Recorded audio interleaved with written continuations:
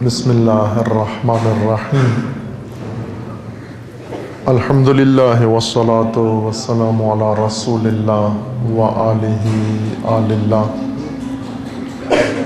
واللعنۃ الدائمۃ علی اعدائہم اعداء اللہ من یوم عداوتہم الی یوم لقاء اللہ اما بعد فقال اللہ تبارک و تعالی فی کتابہ المجید و فرقانہ الحمید اعوذ باللہ من الشیطان الرجیم یا ایہا الذین آمنوا استجیبوا للہ وللرسول اذا دعاکم لما یحییکم صدق اللہ العلی العظیم۔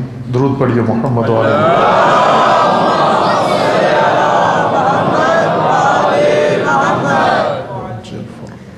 خداوند تبارک و تعالی تمام مومنین کو اپنے حفظ و امان میں محفوظ فرمائے۔ تمام مومنین کی حفظ و سلامتی کے لیے صلوات پڑھیے محمد۔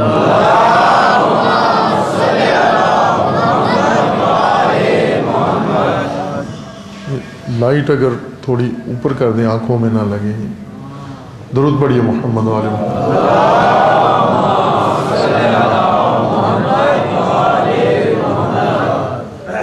ایام ولادت با سعادت پیغمبر اکرم صلی اللہ علیہ وآلہ وسلم، آپ تمام مومنین کرام و تمام ملت اسلامیہ و بالخصوص تمام پیروان رسالت و ولایت کو مبارکباد عرض ہیں۔ یہ ایام پربرکت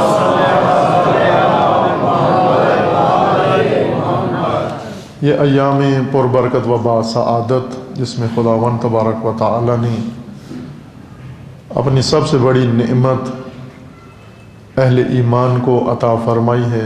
قرآن مجید کا فرمان ہے لقد من اللہ علی المؤمنین اذ بعث فیہم رسولا من انفسہم یتلو علیہم آیات ویزکیہم ویعلمہم الکتاب والحکمہ وَإِن قَانُوا مِن قَبْلُ لَفِي ضَلَالٍ مُبِينٍ۔ خداوند تبارک و تعالیٰ کا عظیم احسان ہے مومنین کے اوپر کہ مومنین کے اندر خداوند تبارک و تعالیٰ نے رسول مبعوث فرمائے ہیں۔ وہ رسول جو مومنین کے لیے آیات الہی تلاوت کرتے ہیں، ان کا تزکیہ و تطہیر کرتے ہیں اور انہیں کتاب اور حکمت کی تعلیم دیتے ہیں، جبکہ اس سے پہلے یہ لوگ آشکارا و کھلی گمراہی میں ڈوبے ہوئے تھے۔ یہ عظیم نعمت و ہدیہ الہی جو اللہ تعالیٰ نے مومنین کے لیے مخصوص قرار دیا ہے، یعنی نعمت رسالت جس کے طفیل سب کچھ بشریت کو و بالخصوص مومنین کو نصیب ہوا ہے۔ نعمت قرآن رسول اللہ کی ہستی کے طفیل ہے، و نعمت اہل بیت رسول اللہ کے طفیل اللہ تعالیٰ نے عطا فرمائی۔ نعمت ایمان، نعمت اسلام و نعمت ہدایت، یہ سب کچھ رسول اللہ کے طفیل ہے جو خداوند تبارک و تعالیٰ نے خصوصاً مومنین کے لیے مقرر فرمایا۔ لیکن بعض ایسی نعمتیں جو اللہ نے عطا فرمائی ہیں اور جس وسیلے سے اور جس واسطے سے عطا فرمائی ہیں، ساتھ یہ بھی فرمایا کہ تم ان نعمتوں کا شکرانہ ادا کرو، اور اگر تم شکر بجا لاؤ تو خدا کا قانون ہے شاکرین کو خدا مزید نعمتیں عطا کرتا ہے۔ لَإِن شَكَرْتُمْ لَأَزِيدَنَّكُمْ، کہ تم اگر ان نعمتوں پہ شکر خدا بجا لاؤ، خدا تعالیٰ مزید نعمتیں عطا کرتا ہے۔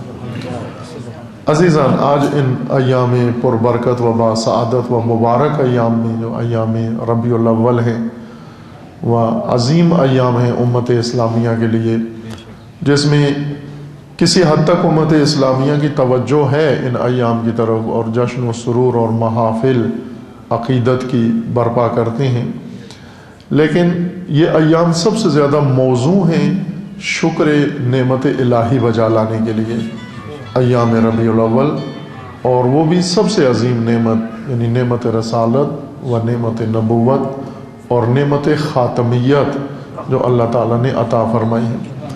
چونکہ اسی نعمت کے तसलसल में नेमत इमामत व विलायत भी मोमिनीन को नसीब हुई है। लेकिन हकीकत यह है कि जैसे आज उम्मत के लिए खुशी, सुरूर व खुशहाली के अयाम हैं और होने चाहिए, हमें ये देखना है कि आया रसूलुल्लाह सल्लल्लाहु अलैहि वसल्लम खुद ये नेमत भी खुशहाल है या नहीं। हम आमद रसूलुल्लाह पर खुश हैं, लेकिन रसूलुल्लाह आया हमारी हालत पर खुश हैं या खुश नहीं है। मैं नहीं सोच सकता कि कोई मोमिन, कोई मुसलमान इस वक्त अपने ईमान के साथ कह सकता हो कि इस वक्त हालत उम्मत देखकर रसूलुल्लाह खुश होंगे, क्योंकि उम्मत जिन मसाइल में और जिन दर्दों में और जिन मुश्किलात में और जिन मुसाइब में डूबी हुई है, गर्क है, घिरी हुई है, ये तो वो रसूल हैं कि वो औरत जिसका कुरान ने जिक्र किया है, हम्मालतुल हतब, जो रसूलुल्लाह की राह में कांटे बिछाया करती थी और कूड़ा करकट फेंकती थी और रोज़ाना सताती थी रसूलुल्लाह को। एक रोज़ रसूलुल्लाह उस गली से गुजरे और वो नज़र नहीं आई, नहीं उसने नहीं सताया रसूलुल्लाह को, कांटे नहीं बिछाया आपकी राह में। तो हज़रत ने पूछा लोगों से कि आज वो नज़र नहीं आती, तो बताया गया कि वो बीमार है। तो हज़रत उसकी अयादत के लिए चले गए और जाकर उसका हाल पूछा कि आज तो अपना काम नहीं किया, तूने सताया नहीं मुझे। अजीज़ मन, यही रहमतुन लिल आलमीन इसी को कहते हैं। आलमीन के लिए रहमत खुदा ने जिनको करार दिया है वो वाक़ईन रहमतुन लिल आलमीन है।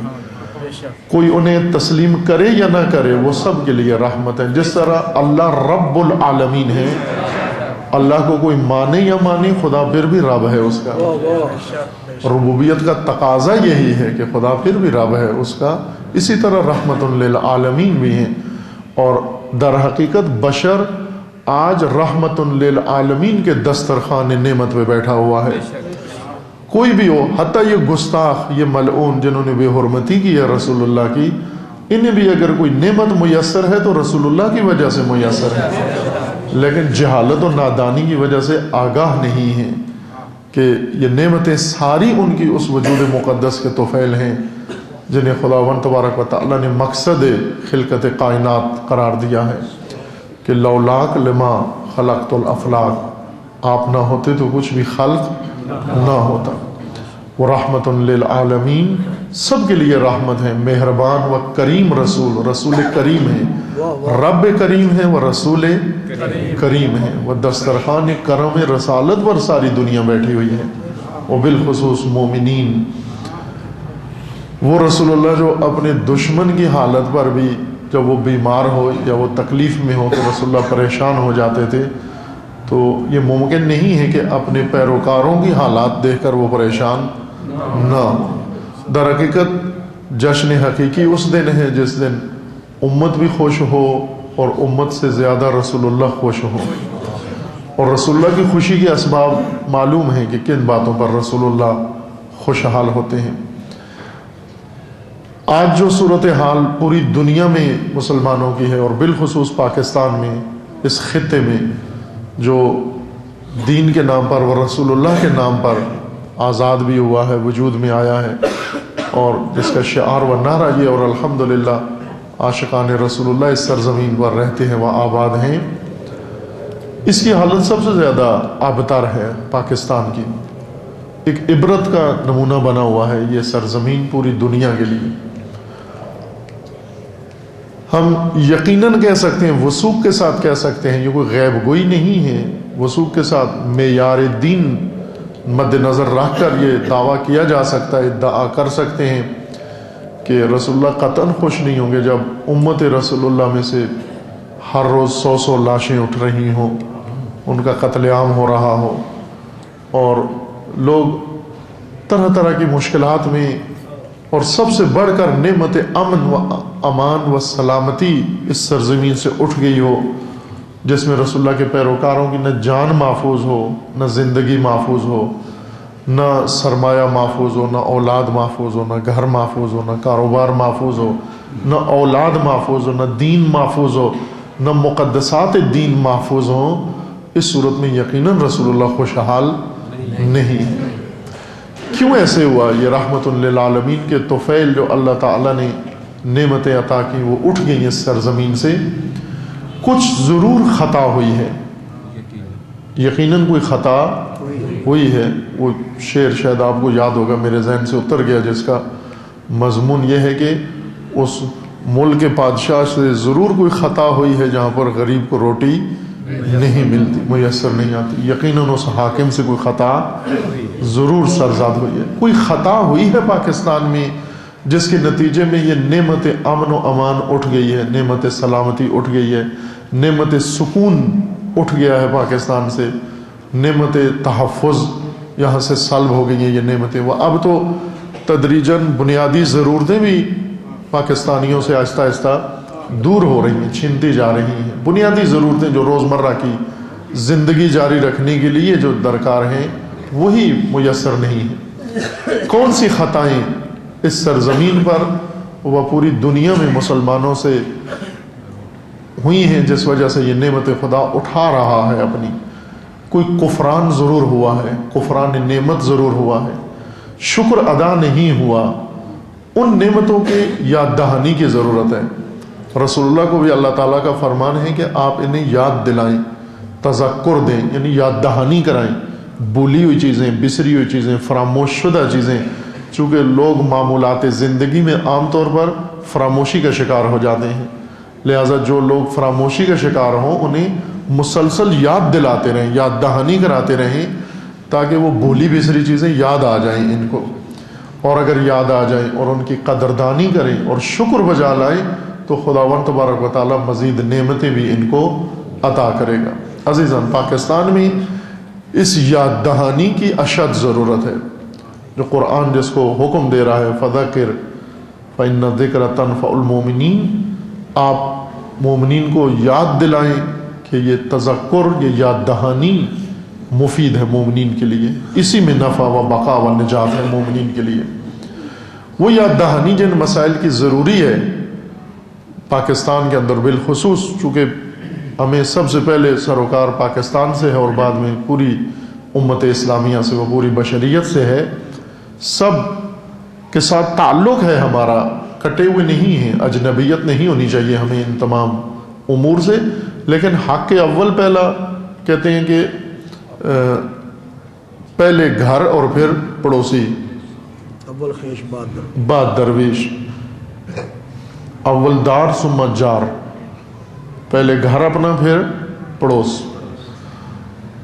امت اسلامیہ پوری دنیا کے اندر یہ پڑوس ہے ہمارا، لیکن پاکستان گھر ہے ہمارا، یہ پورا ملک گھر ہے ہمارا۔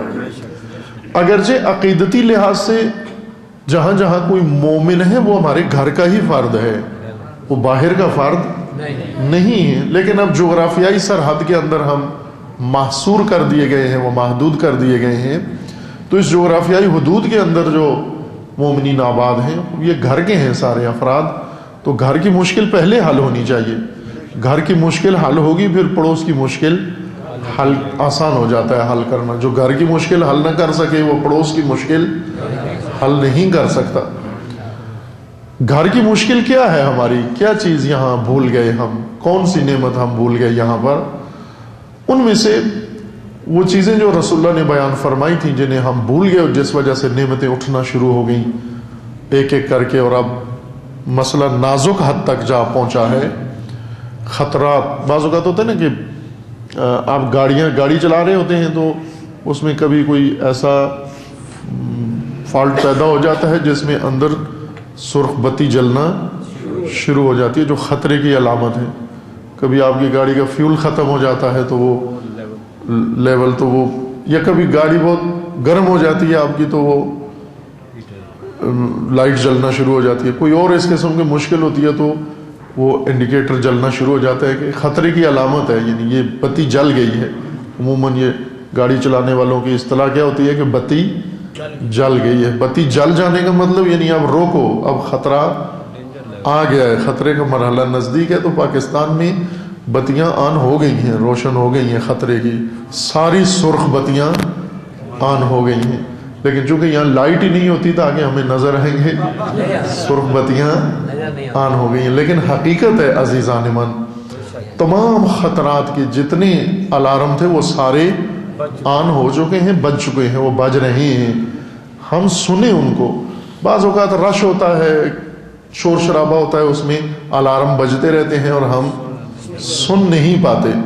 مثلا رش ہے، مجلس ہو رہی ہے، مجلس میں عموماً ہمارے مجالس پڑھنے والے ذاکرین خطبہ، معذرت کے ساتھ علماء کرام سے اور آپ سے، کہ عموماً مجالس میں پاکستان میں یہ انداز ہے کہ اندرونی جو باطنی اعضاء ہیں انسان کے، ظاہری اعضاء تو ہیں نا، ہاتھ پاؤں یہ ظاہری اعضاء ہیں، باطنی اعضاء ہیں، پھپھڑے ہیں، دل ہے، جگر ہے، اور یہ اندرونی اعضاء ہیں. تو تقریر کرتے ہوئے ان سب کا زور لگانا پڑتا ہے خطیب کو.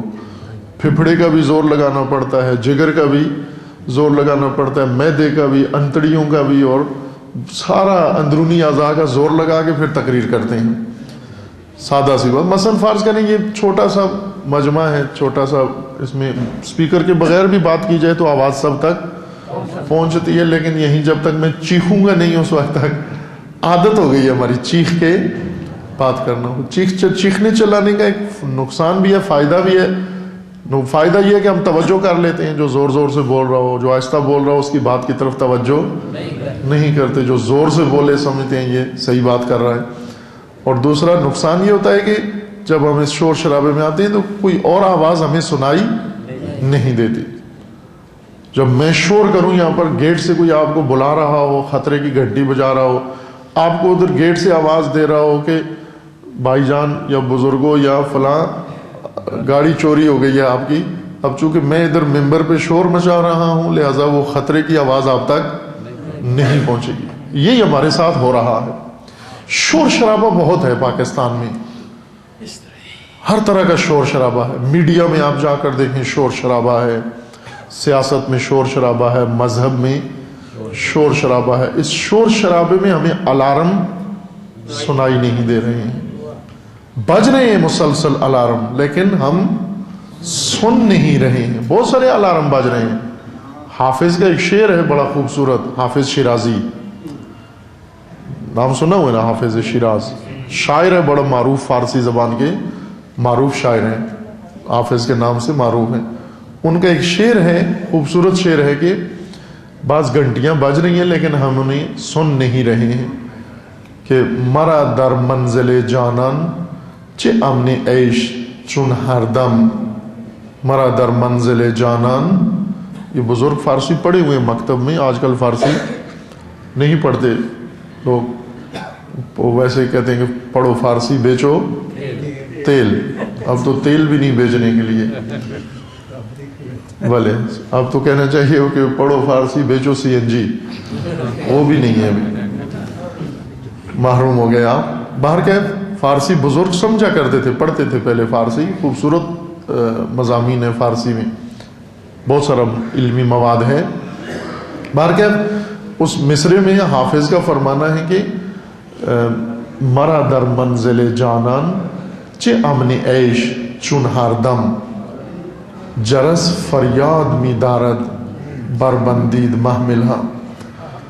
یعنی یہ دنیا، یہ منزل جانان ہے، یعنی یہ میری سرگرمی کی دنیا جہاں پر میں رہ رہا ہوں، اس میں مجھے کوئی چین نہیں ہے. کیوں چین نہیں ہے؟ اس لیے کہ ادھر سے مسلسل گھنٹی بج رہی ہے کہ سامان باندھ لو، وقت کوچ آ گیا ہے تمہارا. اب دیکھیں کہ کون جرس اس گھنٹی کو کہتے ہیں جو آمادگی کے لیے، جگانے کے لیے بجائی جاتی ہے. کتنے لوگ ہیں جو اس آواز کو سن رہے ہیں، موت کی گھنٹی، کوچ کی آواز، کہ محمل باندھ لو، اپنا سامان تیار رکھو، زاد و توشہ تیار رکھو کہ عنقریب تمہیں جانا ہے. یہ مسلسل آوازیں آ رہی ہیں لیکن ہم سن نہیں رہے. مثلا ہم جاتے ہیں کسی کے جنازے میں شرکت کر کے آ جاتے ہیں، صرف ایس ایم ایس کر دیتے ہیں فلاں مر گیا، اس کے لیے فاتحہ. وہ اس کے لیے تو فاتحہ، اس کی موت کی خبر تیرے لیے گھنٹی ہے. ہر موت کی خبر میرے لیے گھنٹی ہے کہ تو بھی سامان باندھ لے، تیرا بھی وقت بہت قریب آ گیا. لیکن آپ دیکھیں، میں نے ابھی تک شاید ہزاروں مومنین و ہزاروں لوگوں کی موت کی خبریں سنی ہیں لیکن ابھی تک سامان اپنا نہیں باندھا، یعنی تیاری نہیں کی. اب اسی طرح کچھ خطرے کی گھنٹیاں ہیں جو بج چکی ہیں پاکستان میں، ان گھنٹیوں کو سننے کی ضرورت ہے. بہت ساری گھنٹیاں پاکستان میں خطرے کی بچ چکی ہیں، اور وقت بعض کا گزر چکا ہے جس کی سزائیں مل رہی ہیں ہمیں، اور بعض ایسے ہیں کہ اب بھی اگر ان گھنٹیوں پہ کان دھرا جائے اور ہوشیار ہو جائیں تو ان سے بچا جا سکتا ہے۔ کچھ مسائل میں تو نہیں بچا جا سکتا چونکہ ہو چکا، وقت گزر چکا ان کا، لیکن کچھ مسائل ابھی بھی روکے جا سکتے ہیں۔ لیکن پہلے اس شور میں تھوڑا سا انسان الگ ہوتا ہے۔ مثلا آپ مجلس ہو رہی ہے یا کہیں شور شرابہ ہے، بچے کھیل رہے ہیں، عورتوں کا مثلا زیادہ گفتگو ہو رہی ہے، آپ کو فون کال آتی ہے تو اٹھ کے تھوڑا سا باہر چلے جاتے ہیں۔ ایک تو ادب کی وجہ سے کہ کیا کریں یہ کام، جب سے موبائل فون آئے ہیں ادب ختم ہو گیا ہے، ہر آدمی کی آواز ہر آدمی کو سننا پڑتی ہے۔ مثلا 10-20 آدمی ہیں، 10-20 گھنٹیاں بار بار بجتی ہیں، اور اب تو مجالس میں بھی، نماز میں بھی، نماز جمعہ میں بھی، اور ادھر سے اعلان کرتے رہتے ہیں بھائی مہربانی کر کے گھنٹیاں فون کی آف کر لو، لیکن آف نہیں کرتے، وہ بجتی رہتی ہیں۔ کوئی بے ادبی ہے یہ، مجلس کی حرمت تقدس کے خلاف ہے، مسجد کی حرمت کے خلاف ہے، نماز جماعت کے دوران یہ گھنٹیاں بجتی ہیں، محفل کے بھی خلاف ہے کہ بڑی محفل میں فون آتا ہے، سارے بیٹھے ہوئے ہیں چھوٹے بڑے، ایک آدمی وہیں پر فون، ہیلو کیا حال ہے، میں نہیں آ سکتا، تو وہ گھنٹوں بولتے رہتے ہیں، لوگ منتظر ہیں اس کا فون بند ہوتا کہ ہم اپنی بات کریں۔ یہ ہر چیز کے ساتھ کچھ آداب ہوتے ہیں، فون انہوں نے بنا کے بھیج دیا، آداب نہیں بھیجے ساتھ چائنا نے، تو آداب ہمیں خود ہی سیکھ لینے چاہیے۔ اب ضروری تو نہیں کہ چائنا سے آداب آئیں تو ہم فون کے سننے کے آداب سمجھیں گے، خود کچھ آداب مراد ہونے چاہیے کہ اس کو وائبریشن پہ لگا لو، گھنٹیاں نہ بجیں، اور سننے کے لیے بعض لوگ اچھا کام کرتے ہیں، جب ان کی کال آتی ہے تو اٹھ کے باہر چلے جاتے ہیں۔ عموماً دیکھیں کہ جہاں شور ہو وہاں سے دور ہو جاتے ہیں، ادب کے تحت کم ہوتے ہیں، شور سے بچنے کے لیے زیادہ باہر چلے جاتے ہیں تاکہ صاف آواز آئے، خصوصاً جب بیوی کا فون آ رہا ہو تو، چونکہ ادھر سے ڈانٹ بھی پڑتی ہے اور ادھر سے جو کچھ ہونے وہ چہرے سے پتہ چلتا رہتا ہے کہ اب ادھر سے کیا کہا جا رہا ہے، تو وہ آثار چھپانے کے لیے بھی باہر چلے جاتے ہیں۔ بہتر ہے، یہ اچھی بات ہے کہ اس قسم کا خطرناک فون آئے تو محفل سے اٹھ جانا چاہیے تاکہ سارے راز سارا کشف نہ ہو۔ اللہ ستار العیوب ہے سب کا انشاءاللہ۔ پاکستان میں شور ہے، اس شور سے تھوڑا سا ہٹ کے تو خطروں کی گھنٹیوں کو سنیں اور ان آوازوں پہ کان دھریں، ہم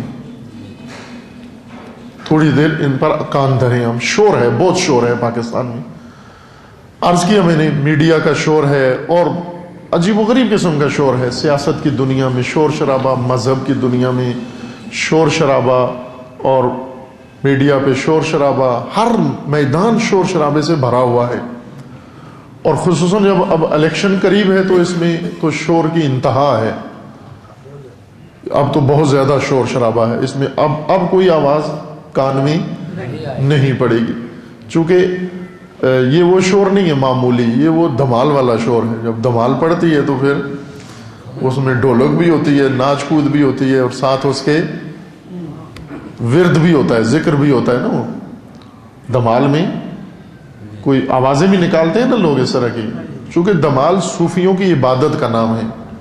صوفی طبقہ جو ہوتا ہے، درویش لوگ، یہ نماز نہیں پڑھتے، یہ کہتے ہیں شریعت سے اگلی منزل پہ ہم پہنچ گئے، شریعت پیچھے رہ گئی ہے، یہ آگے نکل گئے ہیں، صاحبان شریعت کو بھی پیچھے چھوڑ گئے ہیں، یہ اللہ کے اتنے نزدیک جا پہنچے ہیں کہ معاذ اللہ رسولوں سے بھی آگے جا پہنچے۔ خوب انہوں نے اپنی عبادت یہ محفل سماع اور دھمال اور بنگڑا اور ان چیزوں میں کرتے ہیں۔ البتہ قدیمی چیز ہے یہ، یہاں میں یہ سمجھتا تھا کہ یہ دھمال صرف انڈیا پاکستان میں ہوتی ہے، لیکن ایک روایت نہج البلاغہ میں ملی ہے کہ یہ تو عرب دنیا میں بھی ہوتی تھی اور ائمہ کے زمانے میں بھی دھمال ہوتی تھی۔ یہ نہج البلاغہ میں ایک حدیث ہے، میں نے پڑھی ہے کئی مجالس میں، حرج نہیں آپ بھی سن لیں اس کو، حکمت تیسرا حصہ ہے نہج البلاغہ کے تیسرے حصے کی حدیث ہے۔ نہج البلاغہ پہلا خطبوں کا حصہ ہے، دوسرا خطوط ہیں جو امیر المومنین نے خط لکھے تھے بعض لوگوں کو، اپنے مقرر کردہ والیوں کو یا مخالفین کو یا مختلف طبقوں کو، خطوط ہیں، بڑے خوبصورت خطوط ہیں، پڑھنے کے ہیں۔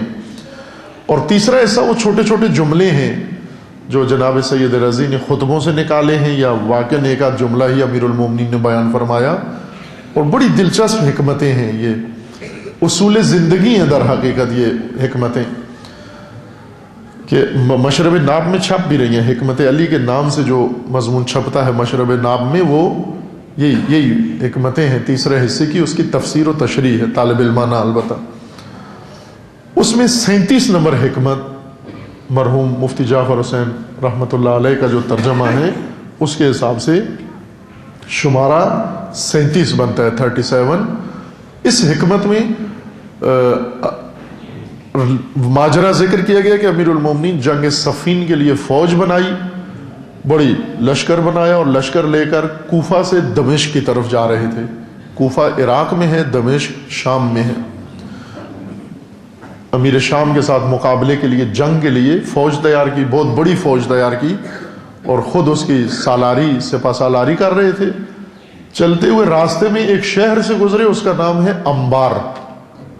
ابھی بھی اس کا نام انبار ہی ہے. بعض شہروں کے نام بدل گئے ہیں، بعض کے وہی نام ہے. ان میں سے ایک یہ شہر ہے. اس وقت بھی اس کا نام انبار تھا، ابھی بھی انبار ہی ہے یہ شہر. یہ اردن اور سوریہ کے بارڈر کی طرف بنتا ہے انبار شہر. الف نون بے الف رے، انبار. میم کے ساتھ انبار نہیں ہے، نون اور بے انبار یعنی، لیکن پڑھنے میں انبار ہوتا ہے.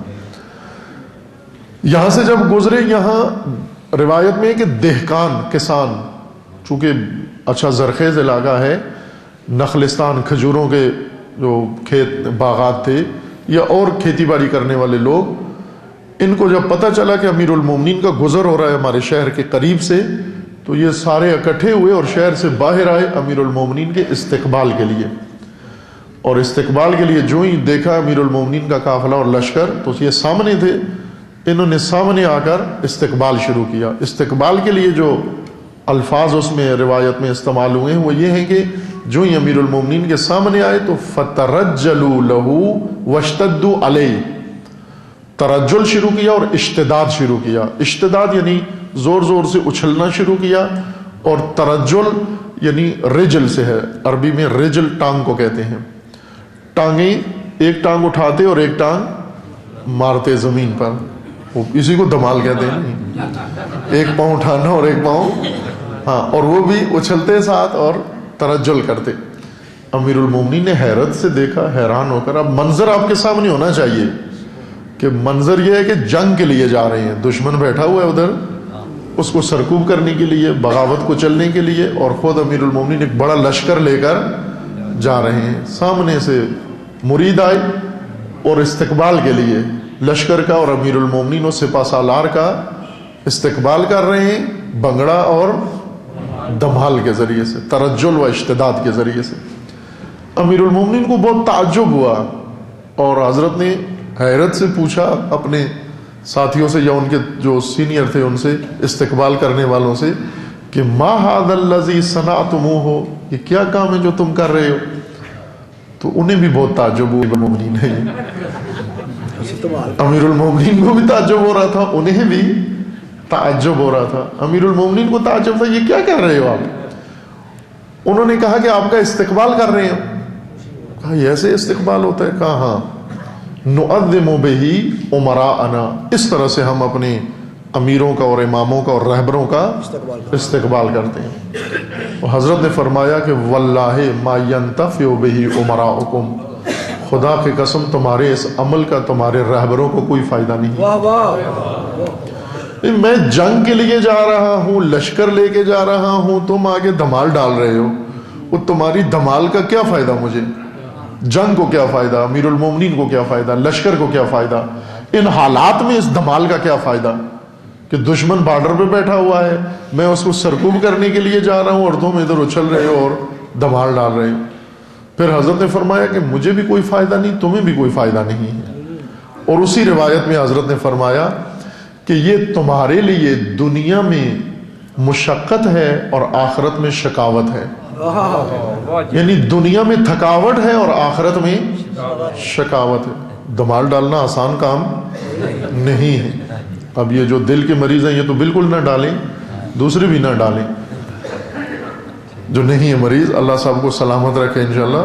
لیکن دیکھا ہے ہم نے دمالیوں کو کہ بہت سخت کام ہے گرم سردیوں میں بھی پسینہ ان کا نکل رہا ہوتا ہے، تو اس کا مطلب ہے سخت کام ہے دھمال ڈالنا۔ حضرت نے فرمایا یہ دنیا میں تھکاوٹ ہے اور آخرت میں شقاوت ہے، عذاب ہے آخرت کا، یہ نہ اس سے مجھے کوئی فائدہ ہے نہ اس سے تمہیں کوئی فائدہ ہے، اور اس طریقے سے تم مجھے کیا، دین کو کیا فائدہ پہنچا رہے ہو دھمالوں سے۔ دھمال ایک شور شرابہ ہے، ایک انسان کے جذبات ہیں ابھر آتے ہیں۔ اب یہ پاکستان میں جذبات کا نام عشق رکھا ہوا ہے، فلمی دنیا میں شہوت کا نام عشق ہے، مذہبی دنیا میں جذبات کا نام عشق ہے۔ عزیز من، عشق نہ شہوت کو کہتے ہیں نہ جذبات کو کہتے ہیں، جذبات و شہوات کا نام عشق، عشق ایک الگ چیز کا نام ہے، عشق ایک مقدس چیز کا نام ہے، عشق بہت ہی عالی صفت ہے انسان کے لیے۔ شہوات و جذبات عشق کے زمرے میں نہیں آتے، شہوات حیوانی چیز ہیں، جذبات ایک عام انسانی عمل ہے، اور عشق الہی ہوتا ہے ہمیشہ،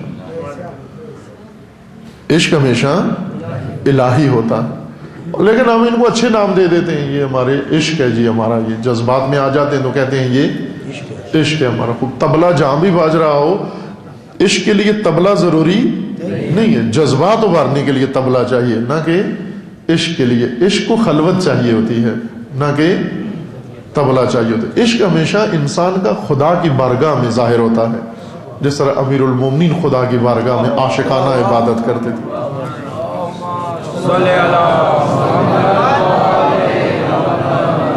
وہ عشق در حقیقت زیر خنجر ظاہر ہوتا ہے، وہاں پر جلوہ گر ہوتا ہے عشق، جہاں سب جذبات ٹھنڈے ہو جاتے ہیں، وہ خواہشات ساری میدان چھوڑ کے بھاگ جاتی ہیں، وہ میدان خالصتاً عشق کا ہو جاتا ہے وہاں پر، جہاں کوئی اور ٹک نہیں سکتا۔ جذباتی کوفے میں بیٹھے رہتے ہیں اور خواہشات پسند اپنے مارکیٹوں میں بیٹھے رہتے ہیں، عشق لشکر لے کے میدان میں آ جاتا ہے۔ علامہ اقبال کے بقول کے صدق صبر حسین بھی ہے عشق، صدق خلیل بھی ہے عشق، صبر حسین بھی ہے عشق، مارکہ وجود میں بدر و حنین بھی ہے عشق۔ یہ بظاہر آپ کو تلوار کی جنگیں نکلی ہیں، لیکن اقبال فرماتے ہیں یہ عشق کی لڑائیاں تھیں، عشق کے مارکے تھے۔ یہ صدق خلیل ابراہیم کا آگ میں جانا یہ بھی عشق تھا، اور حسین کا زیر خنجر سجدہ کرنا یہ بھی عشق تھا، اور بدر و حنین و احد و خیبر و خندق بھی عشق تھا۔ یہ میدان ہے عاشقوں کے، باقی لنگر پہ ٹوٹ پڑنا یہ عشق کا میدان نہیں ہے، دیکھ پکا کے کھا جانا یہ عشق کا میدان، جذبات میں آ کے دھمال شروع کر دینا یہ عشق کا میدان، یہ جذبات کا میدان ہے، احساسات ابھار دیتے ہیں۔ خصوصاً میوزک سے، موسیقی سے عشق نہیں ابھرتا، موسیقی سے جذبات ابھرتے ہیں۔ ہمیشہ جذبات بھی تو ہے نا انسان میں، اور عموماً جذبات میں ہی ہم رہتے ہیں، کم تر ہے جو جذبات سے باہر آئیں، عقل کے کوئی ذریعے کچھ سوچیں یا میدان دیں کسی اور چیز کو۔ باہر کے دھمال جذباتی چیز ہے، شور شرابہ ہے۔ ابھی آپ کے ملک میں سیاسی دھمال کی تیاریاں ہو رہی ہیں، طبلے تیار کیے جا رہے ہیں ابھی، اور پارٹیاں اپنا اپنا تیار کر رہی ہیں، سیاسی پارٹیاں۔ یہ بھی ایک دھمال ہے، سیاسی دھمال۔ چونکہ کچھ کام ہم مزاجن کرتے ہیں، دیکھیے پاکستانی قوم مزاج کی زیادہ پابند ہے، سوچتے کم ہیں ہم، سب کی بات ہو رہی ہے، شیعہ سنی کی اس میں کوئی تفریق نہیں ہے، امت رسول اللہ کی بات ہو رہی ہے کہ پاکستان میں مزاج سے زیادہ ہم کام لیتے ہیں، یا یوں کہیں کہ مزاج کے اوپر زیادہ چلتے ہیں، ہم سارے کام مزاج سے کرتے ہیں۔ مثلا کھانا پینا جو ہم کھاتے ہیں تو ہم مزاج کے ذریعے سے کھانے کا انتخاب کرتے ہیں، کھانا پکانے کا جو طریقہ ہے ہمارا وہ بھی مزاج کی آواز پہ لبیک ہے، نہ کہ مثلا اس میں غذائیت کی طرف توجہ نہیں ہوتی، سارا ذائقے کی طرف ہے۔ تمام دنیا کے ڈاکٹروں کا اجماع ہے کہ مرچ، یہ سرخ مرچ یہ انسان کے لیے نقصان دہ، اس سے السر ہوتا ہے، اس سے تیزابیت ہوتی ہے، اس سے ہزار بیماریاں جنم لیتی ہیں۔ لیکن ہے کوئی پاکستانی جو یہ کہے کہ میں مرچ نہیں کھاؤں گا ڈاکٹروں کے کہنے کی وجہ سے؟ خود ڈاکٹر سب سے زیادہ کھاتے ہیں. فتویٰ کچھ اور ہے اس کا اور عمل کچھ اور ہوتا ہے. اور سب سگریٹ کی ڈبیا کے اوپر لکھا ہوتا ہے خبردار سگریٹ صحت کے لیے مضر ہے، اور اسی میں پیتے بھی ہیں، بیچتے بھی ہیں، بناتے بھی ہیں، لکھ بھی دیتے ہیں ساتھ اس میں. کیوں کرتے ہیں یہ کام ہم؟ کون سی چیز ہے جو یہ جملہ کس کو کہہ رہا ہے خبردار تمباکو نوشی صحت کے لیے مضر ہے؟ یہ عقل کو سنا رہے ہیں. اور عقل تو سگریٹ نوش نہیں ہے، مزاج سگریٹ نوش ہے. سناتے عقل کو ہو، پیتے مزاج کے ذریعے. اسی طرح آپ کہتے ہو جی ڈاکٹر صاحب کہہ دیتے ہیں آپ مرچ مسالہ مضر ہے آپ کے لیے، یعنی عقل کو کہہ رہے ہیں کہ آپ کی عقل کو کہ مضر ہے. لیکن مرچ مسالہ تو عقل کی پسندیدہ چیز نہیں ہے، مزاج کی پسندیدہ. جو مزاج کی خوگر و مزاج کے سامنے مجبور قوم ہو، وہ عقل روز روشن کی طرح اسے کہے یہ غلط راستہ ہے، لیکن مزاج پھر بھی اس کو اس راہ پر لے چلتا ہے، کھلا دیتا ہے مزاج اس کو. ہم تمام مضر چیزیں کھاتے ہیں مزاج کے ہاتھوں مجبور ہو کر. کتنے شوگر کے مریض دیکھے ہوں گے آپ نے جو سویٹ ڈش پہ ٹوٹ پڑتے ہیں، عبادت سمجھ کے کھاتے ہیں، جبکہ انہیں پتہ ہے کہ یہ ہلاکت ہے، یہ زہر ہے.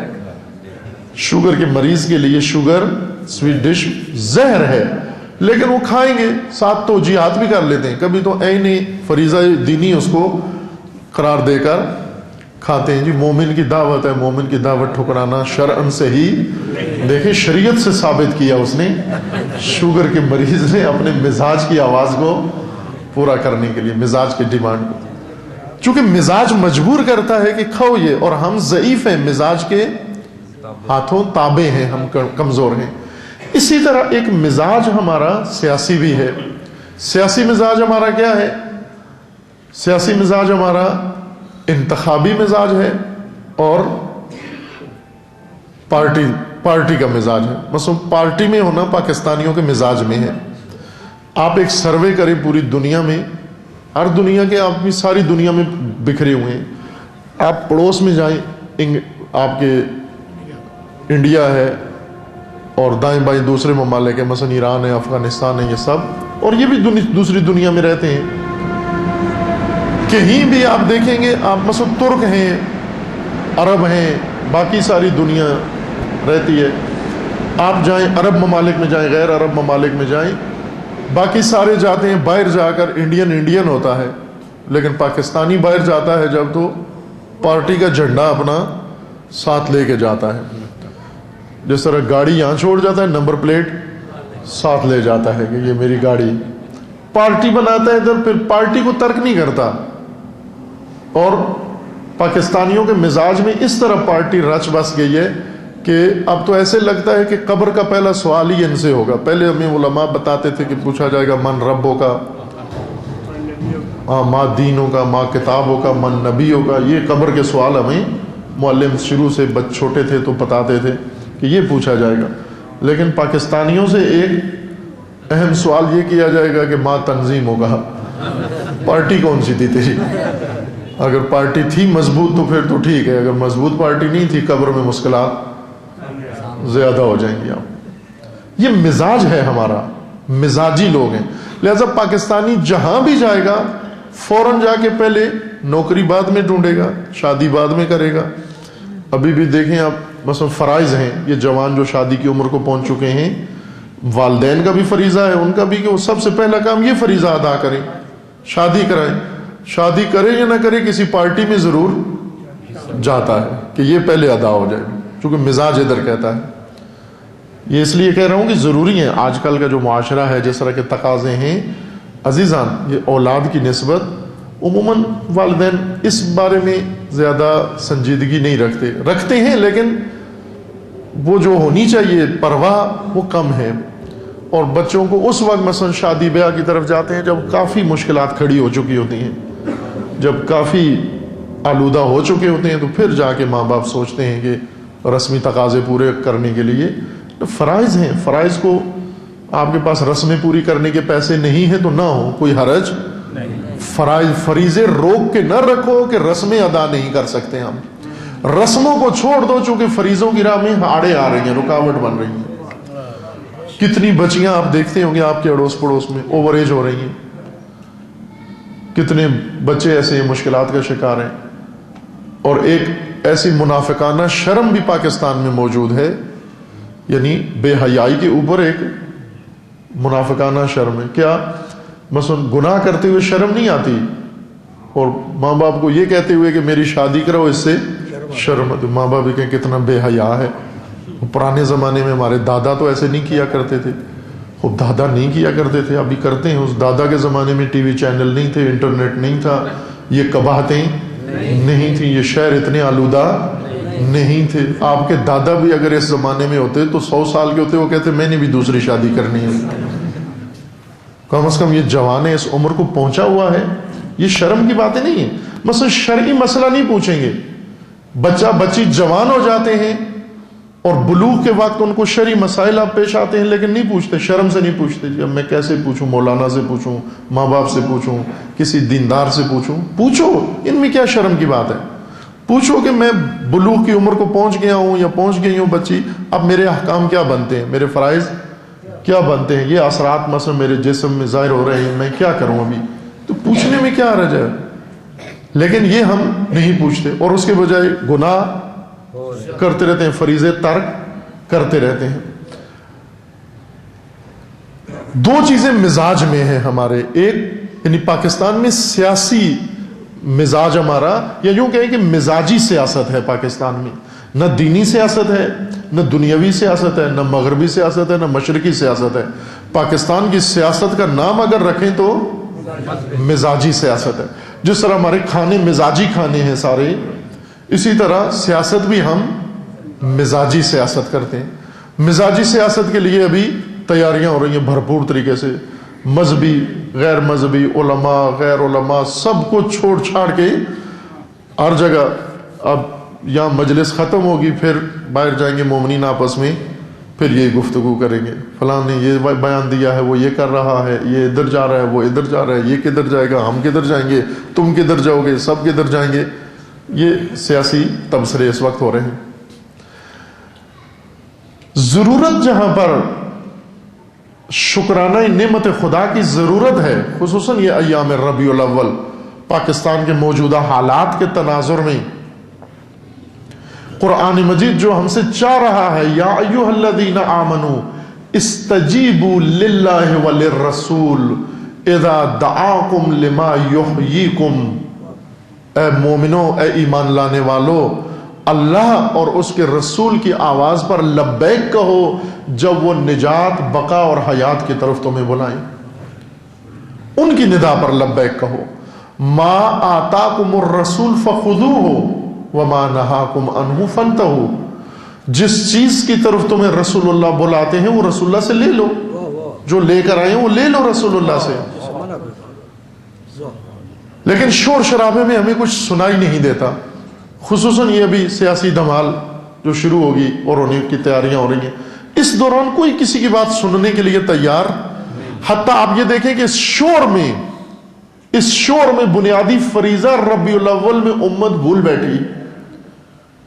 اس سیاسی شور میں، مزاجی سیاست کے شور میں، اس شور شرابے میں ساری امت، شیعہ و سنی و حتیٰ وہ جو ہر موسم میں میلاد رسول برپا کرتے ہیں، وہ نبی کی آمد و مرحبا و مرحبا و مرحبا، پوری دنیا کے کان کر دیے ہیں، لیکن جب وقت آیا تو خاموش ہو گئے.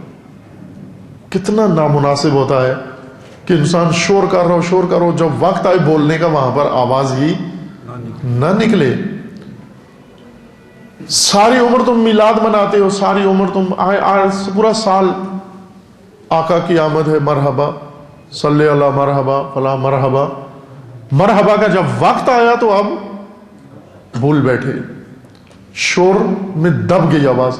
یعنی یہ جو اس صدی کا سب سے بڑا جرم، سب سے بڑی جنایت، سب سے بڑا مصائب اس صدی کا یہ تھا کہ رسول اللہ کی بارگاہ میں اس ناپاک شیطان نے بے حرمتی کی، گستاخی کی ہے رسول اللہ کی شان میں. فلم بنائی توہین آمیز، کہ البتہ پہلے سے ایک تسلسل کے ساتھ یہ عمل تھا، لیکن اوج پہ اس کو پہنچایا یہ فلم بنا کر. اور ابھی بھی وہ فلم پوری دنیا میں چل رہی ہے، عام ہے، مسلمان ممالک میں، غیر مسلمان ممالک میں. یہاں پر ایک ویب سائٹ پر پابندی ہے، باقی سب پہ پڑی ہوئی ہے، جا رہی ہے.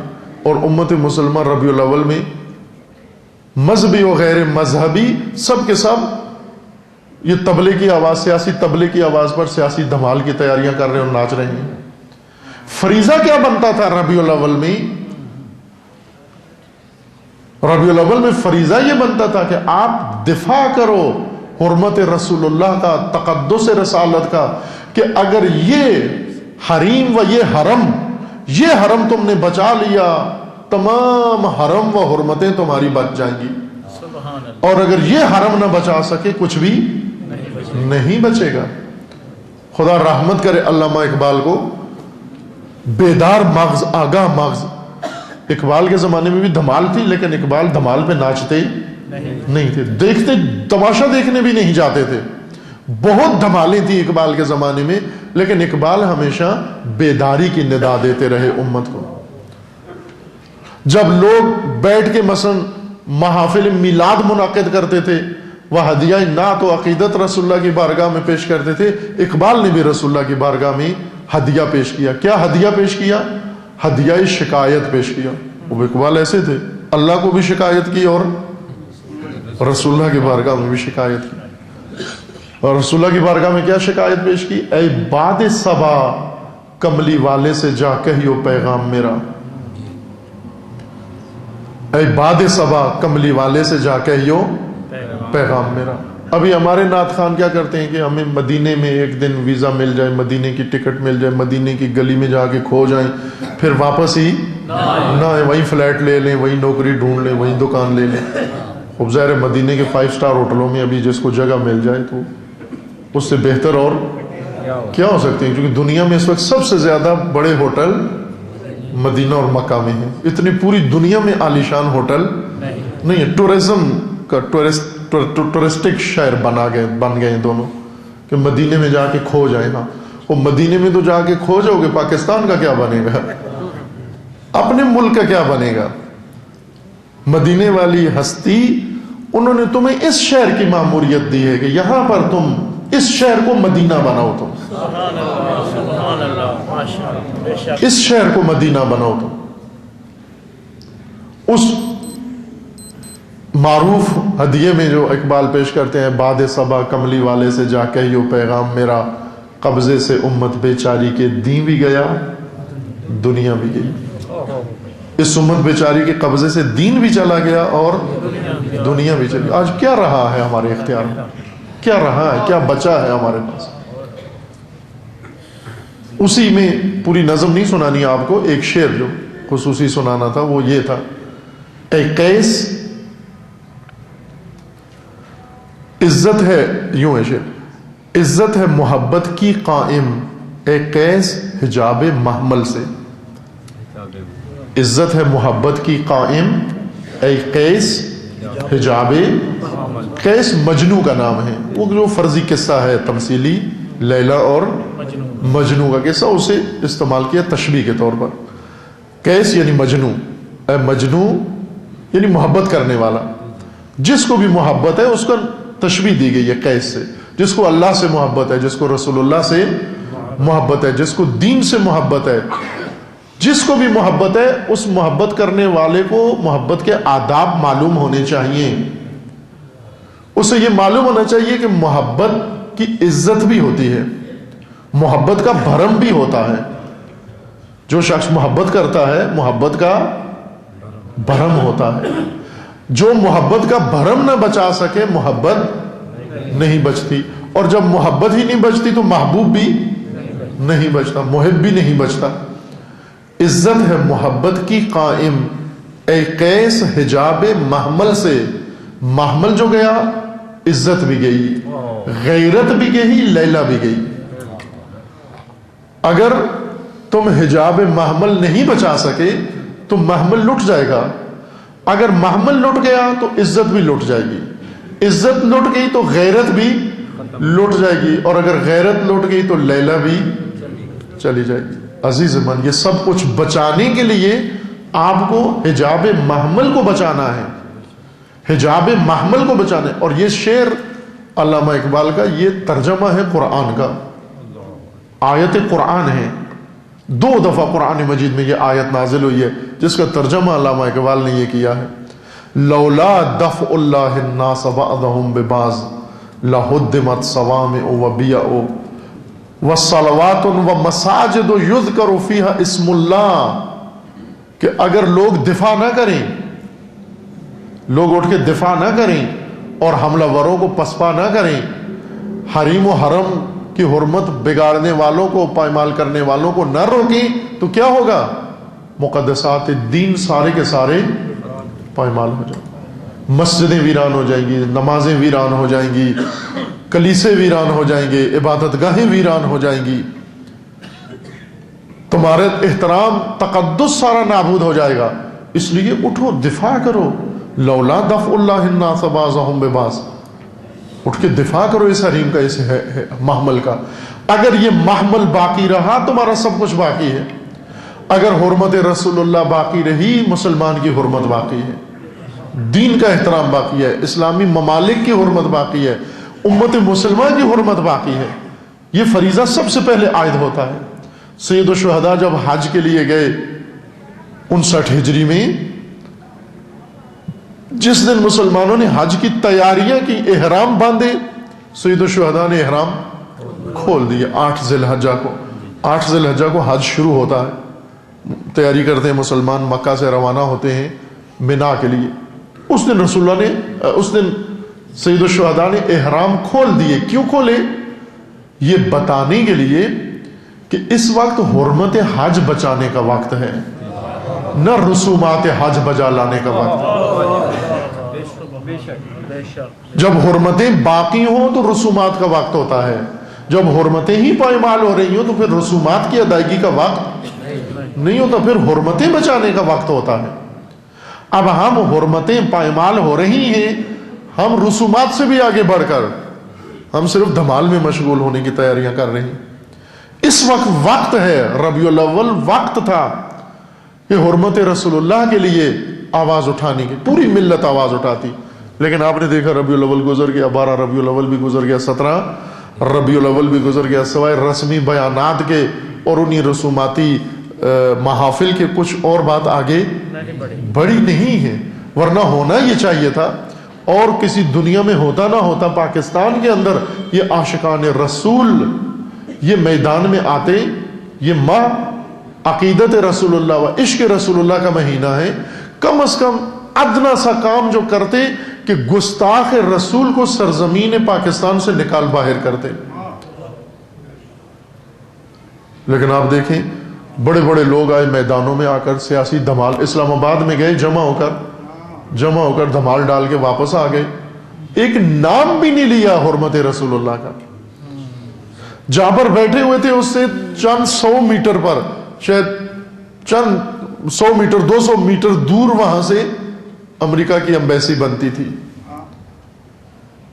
اتنی مخلوق اگر بیٹھ کر صرف لا نہیں کرتے امریکہ کو تو وہ نابود ہو جاتا وہاں، لیکن نام نہیں لیا۔ کیوں نہیں لیا؟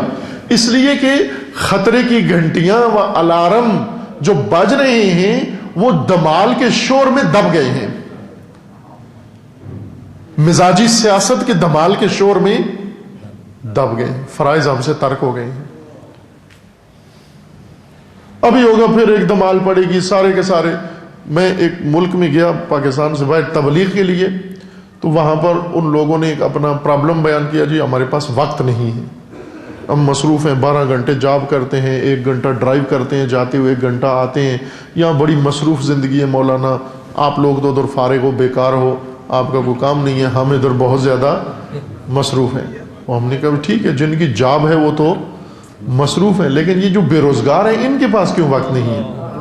جن کی جاب ہی نہیں ہے، گورنمنٹ سے پیسہ لیتے ہیں ہر ہفتے جا کر، وہ چیریٹی فنڈ لے کر کھاتے پیتے ہیں، ان کے پاس بھی وقت نہیں۔ جن کا کام کاج ہے ان کے پاس تو چلو ایک جواز ہے کہ وقت نہیں ہے، ہم آفس جاتے ہیں، دکان پہ جاتے ہیں۔ جن کا کوئی کاروبار روزگار و جاب نہیں ہے ان کے پاس بھی وقت نہیں ہے۔ تعجب تو ہوتا ہے وہاں پر عزیزان۔ یہاں بھی ایسے ہی ہے کہ ابھی اس دمال میں جو ووٹر ہیں وہ تو ووٹر ہیں، انہوں نے ووٹ ڈالنے، لیکن آپ کو پتہ ہے کہ پاکستان کی اکثریت آبادی کے ووٹ، چونکہ یہاں پر شناختی کارڈ ہونا ووٹر کے لیے ضروری، اس کا ووٹر کے طور پر اندراج ہونا بھی ضروری، اور اکثریت کے ووٹ نہیں ہوتے، درج ہی نہیں ہے، اور جو تھے 3 کروڑ ویسے ہی اس کمیشن نے خارج کر دیے کہ یہ اصل بوگس ووٹر ہیں، یہ ووٹر ہی نہیں ہیں۔ اور پاکستان میں جو الیکشن بھی ہوتے ہیں وہ آپ کو پتہ ہے وہ میجک الیکشن ہوتے ہیں، میجک یعنی جادو کے باکس رکھے جاتے ہیں، ووٹوں کے جو باکس ہوتے ہیں صندوق جادوئی باکس ہوتے ہیں، اس کے جادو ہونے کی علامت یہ ہے کہ اس میں 30 ووٹ ڈالے جاتے ہیں، نکلتے 3000 ہیں، اس میں سے ڈالتے 30 ووٹ ہیں یا 300 نکلتے 3000 ہیں۔ اور دوسرا جادو یہ ہوتا ہے کہ ڈالتے کسی اور کے لیے نکلتے کسی اور کے لیے۔ خوب ظاہر ہے یہ پاکستان میں ہی ایسے ہوتا ہے، غیبی امداد سے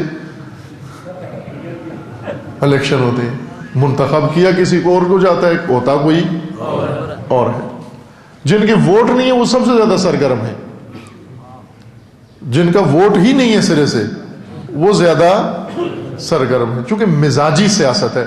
مزاجی سیاست میں انسان سوچتا نہیں ہے، جیسے میں نے مثالیں دی، شوگر والا مزاجن شوگر کھاتا ہے، اس کو پتہ ہے کہ یہ تباہی ہے میری، مرچ کھاتے ہیں، مسالے کھاتے ہیں، اچار کھاتے ہیں، تیل کھاتے ہیں، گھی کھاتے ہیں، آلودہ ہر چیز کھاتے ہیں، مزاج کے ہاتھوں مجبور ہیں ہم۔ اکثر جو تیزابیت کا شکار ہیں سموسے پکوڑے کھا کھا کے اپنا حال تباہ کیا ہوا ہے، مزاج کے ہاتھوں مجبور ہے، ورنہ عقل تو کہتی ہے یہ سب مزے رہیں تیرے لیے۔ یہ مزاج ہماری سیاست و دین پر بھی حاکم ہے۔ مثلا ہمارا مزاج ہے کہ ہم اپنی پسند کا دین کو بنائیں، بس خطیب سے تقاضا کرتے ہیں کہ ہمارے مزاج کی بات کرو جس پہ ہم خوش ہوں۔ مثلا وہ بیچارے محنت کر کے کہاں سے چٹکلے اور ٹوٹکے اور پتہ نہیں کیا کیا۔ ایک نے مجھے کہا کہ آپ جو مجلس پڑھتے ہو وہ آسان ہے، ہم جو پڑھتے ہیں بہت مشکل ہے۔ میں نے کہا کس سے کیسے ہماری آسان ہے آپ کی مشکل ہے؟ تو کہنے لگے کہ اس لیے کہ آپ کتابوں سے پڑھ کے آ کے بیان کر دیتے ہو، چونکہ کبھی کبھی کتاب بھی ساتھ لے آتے ہیں۔ وہ کہتے تھے یہ تو کوئی کام ہی نہیں ہے، کتاب سے پڑھ کر آ کر لوگوں کو سنا دینا۔ تو میں نے کہا آپ کیا کرتے ہو؟ کہا ہم تو گھڑ کے لاتے ہیں۔ اور میں نے کہا وہی بات تو صحیح کہتا ہے کہ پڑھنے سے گھڑنا زیادہ مشکل کام ہے۔ اب یہ اتنے لمبے لمبے مضمون گھڑتے ہیں تو کتنا ٹائم لگتا ہے ان کا۔ لیکن مزاج ہمارا یہی تقاضا کرتا ہے کہ گھڑی ہوئی بات بتاؤ، پڑھی ہوئی نہ بتاؤ، گھڑ کے بتاؤ، اس کے بغیر ہمیں چین۔ یہ مزاجوں سے تھوڑا سا اپنے آپ کو آزاد کرے عزیز من۔ کھانے پینے میں بھی مزاجوں سے دوری اختیار کرو، مزاج ڈبو رہے ہیں ہمیں۔ دین میں مزاجوں سے مزاجوں کو الگ کرو، اور سیاست میں بھی مزاجوں کو الگ کرو۔ عقل سے کام لیں، درایت سے کام لیں، فہم سے کام لیں، ادراک سے کام لیں، شعور و بصیرت سے کام لیں۔ آگہی کی ضرورت ہے، بیداری کی ضرورت ہے، جاگنے کی ضرورت ہے کہ ان دمالوں میں ہمیں ڈال کے ہم سے فرائض چھڑوا دیے گئے ہیں۔ ربیع الاول کا فریضہ پوری امت ترک کر کے بیٹھ کے ہر جگہ سیاسی گٹھ جوڑ ہو رہا ہے، اور سیاسی گٹھ جوڑ کا نام اب رکھ دیا، وہی نقطے پہ آ گیا جو نتیجہ لینا تھا۔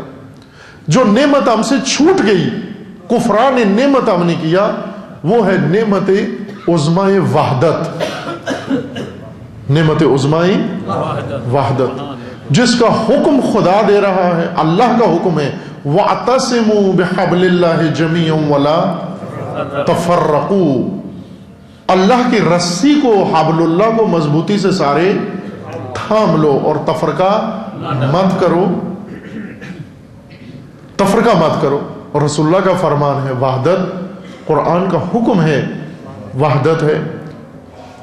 وحدت رکن دین ہے، نہ ایک مصلحتی قدم ہے۔ یوں نہیں ہے کہ جو اب مثلا شیعہ کمزور ہے تو یہ کہ شیعوں سنیوں کا آپ وحدت کرو، نہ عزیز من، اس میں کمزوری اور طاقت کی کوئی بات۔ یہ تو جس طرح نماز حکم خدا ہے، کوئی شیعہ ہے یا سنی ہے، نماز حکم خدا ہے، وحدت حکم الہی ہے، وحدت رکن دین ہے۔ مومنین میں وحدت، مسلمین میں وحدت، امت اسلامیہ کے اندر وحدت۔ لیکن وحدت بھی جب مزاجی قوم میں آ جاتی ہے تو مزاجوں کی وحدت ہوتی ہے۔ مزاجی وحدت اللہ نے فرمایا تھا کہ تم اللہ کی رسی کو مضبوطی سے تھام لو، ہم نے اٹھ کے اقتدار کی کرسی کو مضبوطی سے تھام لیا اور اس کا نام کیا رکھ دیا؟ وحدت۔ اقتدار کی کرسی کے پائے کو تھامنا وحدت نہیں ہے، اللہ کی رسی کو تھامنا وحدت ہے۔ وَاعْتَصِمُوا بِحَبْلِ اللَّهِ جَمِيعًا وَلَا تَفَرَّقُوا۔ وہ آج کل ہر گلی کوچے میں سیاسی گٹھ جوڑ جاری ہیں، دیندار بے دینوں کے ساتھ، بے دین دینداروں کے ساتھ، سب ایک دوسرے کو مل کے، اور ہر ایک کو جو ہے وہ دوسرا گروہ نظر آتا ہے کہ یہ تو وہی بات کرتے ہیں جو ہم کرتے ہیں۔ یہ کیسے ہو سکتا ہے؟ قرآن کہہ رہے افمن کان مومنا کمن کان فاسقا، مومن فاسق کی مانند ہو سکتا ہے؟ فاسق مومن کی طرح ہو سکتا ہے؟ کس طرح ممکن ہے؟ یہ قرآن کو جھٹلانا ہے ہم نے کہ کس طرح ممکن ہے مومن اور فاسق کا موقف ایک ہو جائے؟ اگر ایک ہو گیا ہے تو پھر یا فاسق نہیں ہے یا یہ مومن نہیں ہے۔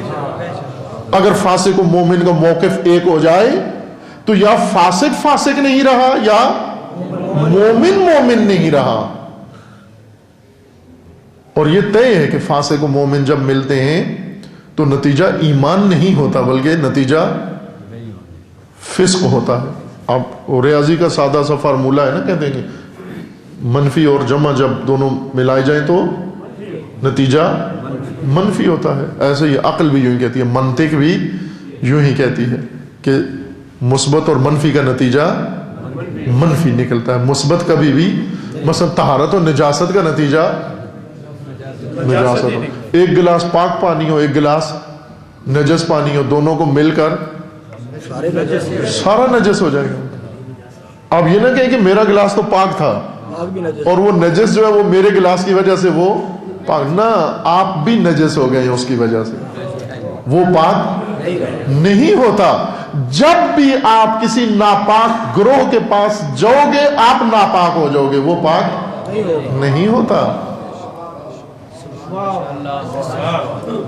عزیز من، ہمارا فریضہ ہے مقدسات کا دفاع، تقدس کا دفاع، تقدس کا دفاع فریضہ امت مسلمہ ہے۔ یہ محمل ہے، یہ حجاب اگر بچا لیا ہم نے سب کچھ بچا لیا ہم نے۔ اگر تقدس نہیں بچا سکے کچھ بھی نہیں بچا۔ یہ مکان مقدس اگر اس کا تقدس باقی رہا، یہ مکان بھی باقی ہے، اس مکان کے اندر عبادت کرنے والے بھی باقی ہیں، اور اگر اس کا تقدس خراب ہو گیا کچھ بھی باقی نہیں ہے۔ ہمارا فریضہ ہے مقدسات کی حفاظت، تقدس کی حفاظت۔ اور دیکھو کہاں کہاں مقدسات ہیں، رسول مقدس، دین مقدس، قرآن مقدس، و رسول مقدس و قرآن مقدس و دین مقدس۔ جو سیاست آپ کے لیے معین کرتا ہے وہ سیاست مقدس سیاست ہے، اس سیاست میں بھی تقدس ہے، مقدس پاک سیاست، پاک ہدف، پاک وسیلہ، پاک عمل۔ کبھی بھی مقدس چیزیں نامقدس وسائل سے حاصل نہیں ہو سکتی۔ آپ بعض لوگ ہیں کار خیر کرتے ہیں، آپ جیسے محکمے میں ہیں، جہاں بھی ہیں مومنین ہیں، بعض وہاں رشوت لیتے ہیں، اس رشوت کے پیسے سے مسجد بنا دیتے ہیں، نہیں بن سکتی۔ اس پیسے سے مسجد، اس پیسے سے امام بارگاہ نہیں بن سکتی، اس پیسے سے مجلس نہیں ہو سکتی، چوری کے پیسے سے مجلس نہیں ہو سکتی، ٹیکس چرا کے اس پیسے سے مسجد نہیں بن سکتی، خمس چرا کے اس پیسے سے مسجد نہیں، کوئی کار خیر نہیں ہو سکتا چوری کے پیسے سے۔ کیوں کہ کار خیر اللہ کی راہ مقدس ہے، اور اللہ کی مقدس راہ میں نامقدس پیسہ آنے سے وہ راہ بھی نامقدس ہو جاتی ہے، ممنوع ہے، نہیں کر سکتے۔ عزیز من، اگر آپ کے پاس پیسے نہیں ہیں مسجد بنانے کے لیے، رشوت کے پیسے سے، چوری کے پیسے سے، نامقدس پیسے سے و نامقدس انسان کے پیسے سے نہیں ہو سکتی، بلیک منی سے کبھی بھی مقدس کام نہیں ہو سکتی۔ سبحان اللہ، بے شک۔ بات سمجھیں، یہ دین کی خدمت ہے۔ اب تو کئی لوگ ہیں انہوں نے فتوے بھی منگوائے ہوئے ہیں، جی ہم یہ یہودی کمپنیوں میں ہم نوکریاں کرتے ہیں، یہودی کمپنیوں سے چرا کے ہم اپنے دین کی خدمت کریں۔ خدا چوروں سے دین کی خدمت نہیں لیتا. توجہ کریں, یہ معیارات ہیں دین کے. دین کو معیاروں سے سمجھیں گے پھر اس پہ قائم رہیں گے. اگر دین کو معیاروں کے ساتھ نہیں سمجھا پھر ہمیں کوئی بھی دھوکہ دے سکتا ہے.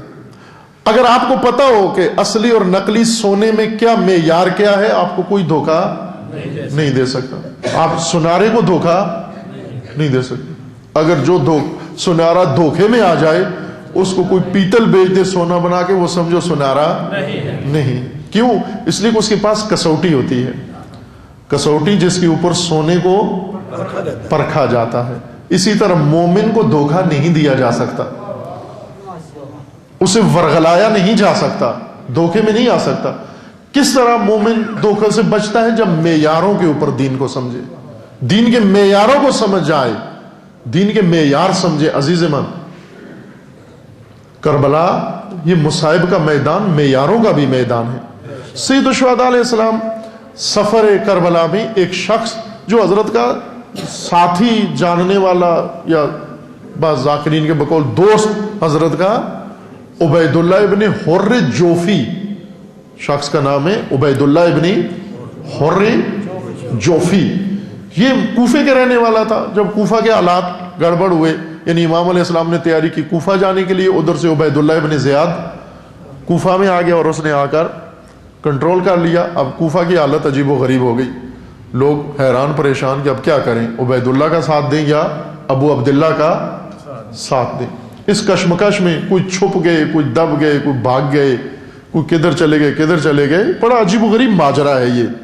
اس کی وضاحت کی ضرورت ہے کہ کوفہ میں فرد کا آپریشن ضروری ہے کہ یہ کہاں تھے یہ اس وقت. یہ بعد میں جو بڑے چیمپئن ہیرو بنے, یہ اس وقت کہاں تھے؟ یہ جب عبید اللہ ابن زیاد آیا تو یہ کدھر گئے تھے یہ سارے لوگ؟ یہ پردہ ڈال دیتے ہیں عموماً جب یہاں پہنچتے ہیں. جس طرح امام حسین علیہ السلام کوفہ کے دوراہے سے موڑ آئے, کوفہ نہیں گئے. عموماً علماء ذاکرین خطبہ بھی دوراہے سے مڑ جاتے ہیں, کوفہ کے اندر نہیں جاتے. یعنی کوفہ کو کھولتے نہیں ہیں ماجرا کوفہ کے دقیقاً کوفہ میں ہوا کیا کچھ ہوا کوفہ کے اندر, یہ ضروری ہے کھولنا. کوفہ میں یہ شخص بھی رہتا تھا عبید اللہ ابن حر جوفی, جو سید الشہداء کا ماننے والا وہ پیروکار تھا. اس نے دیکھا, چالاکی سے کام لیا. چونکہ ایک عقل ہے نا انسان کے اندر, چالاک عقل, وہ عقل جو یہ کام کرواتی ہے. اب دیکھ لیں یہ سب میں ہے, یہاں کاموں کی میں بھی ہوگی ایسی عقل, چالاک عقل. یہ کیا عقل ہے؟ یہ عقل وہ ہے کہ اس نے کہا کہ اگر میں عبید اللہ کا ساتھ دوں, ادھر ابو عبداللہ ہیں, سید الشہداء ہیں, امام وقت ہے, تو امام وقت کے مقابلے میں آ جاؤں گا. امام وقت کے مقابلے میں آیا, عبید اللہ کا ساتھ دیا تو آخرت خراب ہو جائے گی. اگر میں امام وقت کا ساتھ دوں, آخرت تو بچ جائے گی, عبید اللہ کے خلاف ہو جاؤں گا اور عبید اللہ میری دنیا تباہ کر دے گا. اب یہ اس مخمسے میں کشمکش میں ہو گیا کہ ایک طرف جاؤں تو دنیا تباہ ہوتی ہے, ایک طرف جاؤں تو آخرت تباہ ہوتی ہے. یہ چالاک تھا. اس نے کہا میں دونوں بچاتا ہوں, دنیا بھی بچاتا ہوں اور آخرت بھی بچاتا ہوں. کیا کروں؟ اس نے اپنا سامان باندھا, خیمہ اٹھایا, گھوڑا لیا اور کوفہ سے باہر آ گیا. اپنے گمان کے مطابق امام حسین علیہ السلام کوفہ آئیں گے, کوفہ میں لڑائی ہوگی, دونوں میں سے پتہ نہیں کون جیتتا ہے کون ہارتا ہے ابھی معلوم نہیں ہے. میں کوفہ کے باہر جا کر انتظار کرتا ہوں. کوفہ کی جب فیصلہ کن جنگ ہو چکی ہوگی, کوئی ایک فریق تو جیتے گا, جو جیتے گا میں اس کے ساتھ آ کر مل جاؤں. ابھی کسی کے مقابلے میں کسی کی حمایت بھی نہیں کرتا, کسی کے مقابلے میں بھی نہیں آتا, غیر جانبدار بے طرف ہو کر بیٹھ جاتا ہوں. یہ چالاک ہے. یہ آیا کوفہ سے باہر آ کے ایک جگہ نخلستان میں خیمہ لگا لیا اس نے. اب اسے نہیں معلوم کہ کوفہ کے حالات اندر کیا ہیں. جناب مسلم بن عقیل شہید ہو گئے, سید الشہداء نے کوفہ جانے کا ارادہ چھوڑ دیا اور راستہ بدل لیا. اتفاقاً جس راستے سے امام حسین السلام راستہ بدل کے گزر رہے تھے, یہ نگون بخت وہیں پہ اسی راستے پہ خیمہ لگا کے بیٹھا ہوا, آخرت اور دنیا دونوں بچا رہا تھا وہاں بیٹھ کر.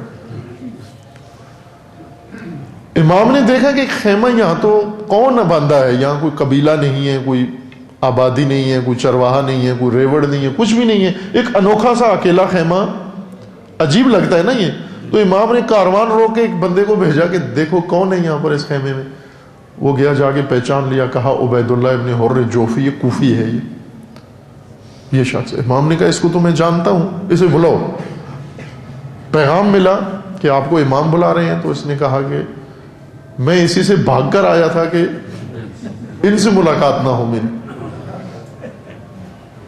انہیں جا کر کہہ دو میں نہیں آتا, آپ سے نہیں, نہ آپ کے ساتھ ہوں نہ آپ کے دشمن کے ساتھ ہوں, میں غیر جانبدار ہوں. میں نے اس لیے کہا تھا یہاں بھی ہوں گے ایسے لوگ غیر جانبدار لوگ. وہ کہا میں نہ ادھر ہوں نہ ادھر ہوں, کسی کے ساتھ نہیں ہے. امام خود چلے گئے اس کے پاس. کیوں گئے؟ اس لیے کہ جو غرق ہو رہا ہوتا ہے کشتی نجات اس کے پاس جاتی ہے, نجات اس ڈوبتے کو بچانے. ان الحسین مصباح الہدی والسفینۃ النجات, یہ نجات کی کشتی. امام زمانہ بلندتر صلوات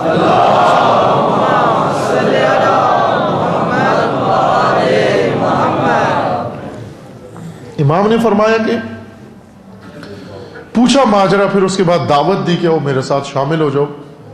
اس نے یہ کہا کہ میں آپ کے ساتھ نہیں آ سکتا, معذور ہوں, میں غیر جانبدار ہوں, نہ آپ کے ساتھ ہوں نہ ان کے ساتھ ہوں, اس سیاسی مسئلے میں میں نہیں پڑتا. البتہ مجھے یہ پتہ ہے کہ آپ کو ضرورت ہے, تو مجھ سے زیادہ اس وقت آپ میرا گھوڑا, میری تلوار, میرا نیزہ یہ آپ کے کام آئے گا, اور یہ لیں آپ میرا گھوڑا لے جائیں, میرا نیزہ لے جائیں, تلوار لے جائیں. شاعر بھی تھا اور اس نے شعر بھی پڑھے اپنے نیزے کے لیے اور گھوڑے کے لیے, تعریفیں کی. جیسے آج کوئی بندہ ہوتا ہے کہتے ہیں جی میری گاڑی لے جائیں, یہ چندہ لے جائیں, مجھے نہ چھیڑیں آپ. اس وقت امام علیہ السلام نے معیار دین وہاں پر بیان کیا جو قرآن میں اللہ تعالیٰ نے بیان کیا ہے. یہ معیار ہے, ان کی بات ہو رہی ہے. حضرت نے کیا فرمایا؟ وَمَا كُنْتُ مُتَّخِذَ الْمُضِلِّينَ عَضُدًّا, میں گمراہوں کو راہ خدا میں مددگار نہیں بناتا. اللہ کی پاک راہ میں نامقدس لوگوں کے وسائل کو استعمال نہیں کرتا. وَمَا كُنْتُ مُتَّخِذَ الْمُضِلِّينَ عَضُدًّا, میں نہیں دست و بازو بناتا تمہیں اپنا, تم اس قابل نہیں. میں تمہیں نجات دینے کے لیے آیا تھا, نہ تمہارے وسائل لینے کے لیے, تم سے چندہ لینے کے لیے. یہ معیارات دین ہے عزیز من. کبھی بھی پاک سیاست نامقدس لوگوں کے ساتھ مل کر نہیں ہو سکتی. یہ معیارات دین ہے, یہ شعار ہیں دین کے. تمام لوگوں کو بتاؤں وما كنت متخذ المضلین عضدا, ہم گمراہوں کو اپنا یاور و مددگار نہیں انتخاب. یہ اللہ کا, یہ آیت قرآن ہے جو سید الشہداء نے اس کے سامنے بیان کی. یہ چیزیں ہیں جو ہمیں یاد رکھنی ہیں. بھرم, محبت کا بھرم قائم رکھنا ہے. رسول اللہ کے ساتھ عشق ہے, عقیدت ہے, محبت ہے, اس کا بھرم بھی ہے. وہ رسول اللہ کے عشق کا بھرم رسول اللہ کی حرمت کا دفاع ہے. وہ حرمت رسول کا دفاع وحدت سے ہو سکتا ہے, فاسقوں سے گٹھ جوڑ سے نہیں ہو سکتا. قریش مکہ کے بڑے بڑے سردار, یہ لاکھوں پتی لوگ, یہ رسول اللہ کو آ کر کہتے تھے کہ آپ کے ساتھ یہ جو اٹھتے بیٹھتے ہیں یہ بے روزگار بلال جیسے, اور یہ چرواہے اور کالی رنگت والے اور یہ سڑے سوکھے ہوئے, آپ ان کو دور کرو. یہ جب آپ کے پاس بیٹھے ہوتے ہیں تو ہم آپ کے ساتھ بیٹھ بھی نہیں سکتے چونکہ یہ ہمارے لیول کے نہیں ہیں. ان کو دور کرو تاکہ ہم آپ کے ساتھ آئیں. رسول اللہ نے کیا فرمایا کہ میں تم گمراہوں کی خاطر مومنین کو اپنے آپ سے دور کر دوں, ان مجاہدوں کو تمہاری خاطر میں دور کر دوں. تمہیں کیا معلوم کہ یہ عمار یاسر کا ایک بال تمہارے تمام ہستی سے زیادہ قیمتی ہے رسول اللہ کے لیے. یہ قدر ہے رسول اللہ کی بارگاہ میں. عزیز من, ہم کمزور ہیں پاکستان میں, ہم تھوڑے ہیں پاکستان میں, ہم فقیر ہیں پاکستان میں. یقین جان لو, خدا شاہد ہے, یہی فقراء اگر جمع ہو جائیں, ایک جگہ جمع ہو جائیں, یہ فقراء ان امراء ان کو نگل جائیں گے, ختم کر دیں گے, نابود کر دیں گے ان کو. چونکہ تاریخ میں یہی ہوا ہے کہ خداوند کا وعدہ بھی یہی ہے, وَنُرِيدُ أَن نَّمُنَّ عَلَى الَّذِينَ اسْتُضْعِفُوا فِي الْأَرْضِ وَنَجْعَلَهُمْ أَئِمَّةً وَنَجْعَلَهُمُ الْوَارِثِينَ. ہمارا ارادہ یہ ہے کہ یہ پسے ہوئے, جن کو پسا گیا ہے, ستم کیا گیا, جن کو کمزور رکھا گیا ہے ان کو امامت عطا کریں، ان کو زمین کا وارث بنا دیں، ان کو زمین کا وارث بنا دیں۔ الہی سیاست کرو کرو، توجہ کریں اس وقت خصوصاً شیعہ، یہ نقطہ شیعہ کے لیے بہت اہم ہے۔ پاکستان میں جنگل کا ماحول ہے، جنگل کے ماحول میں جنگلی ماحول بالکل بدترین جنگل ہے، اس جنگل میں دو خطرناک جانور رہتے ہیں، ہزاروں جانور، لیکن اس میں دو خطرناک جانور ہیں شیعہ کے لیے، شیعہ کے لیے دو خطرناک جانور ہیں، ایک بھیڑیے اور ایک مگرمچھ۔